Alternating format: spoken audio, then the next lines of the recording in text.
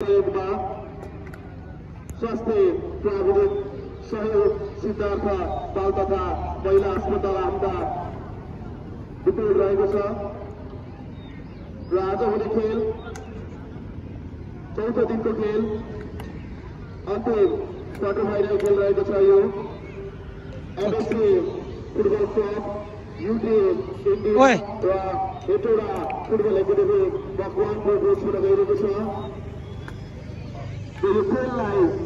विशेष गरी सम्झन चाहन्छु। यो खेललाई सम्पन्न गर्नको लागि आफू देश बाहिर रहेर पनि आर्थिक रूपमा सहयोग गर्नुहुने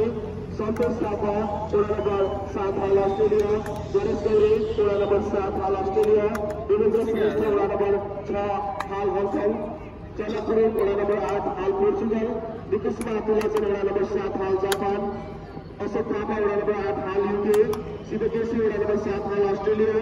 सुदीप गुरुङ वडा नम्बर 7 हाल माल्टा, राजू मल्लगाह वडा नम्बर 7 पोर्चुगल, स्वामी नेपाली वडा नम्बर 7 जापान, राकेश शर्मा वडा नम्बर 7 हाल दक्षिण कोरिया, संजय गौचर वडा नम्बर 7 हाल अस्ट्रेलिया, रोमनपुर वडा नम्बर 7 हाल रोमानिया, विक्रम साई वडा नम्बर 7 हाल अस्ट्रेलिया, सागर पोखरेल वडा नम्बर 7 हाल अस्ट्रेलिया, संदीप खनाल वडा नम्बर 7 हाल अस्ट्रेलिया, अतुल तारेल वडा नम्बर 7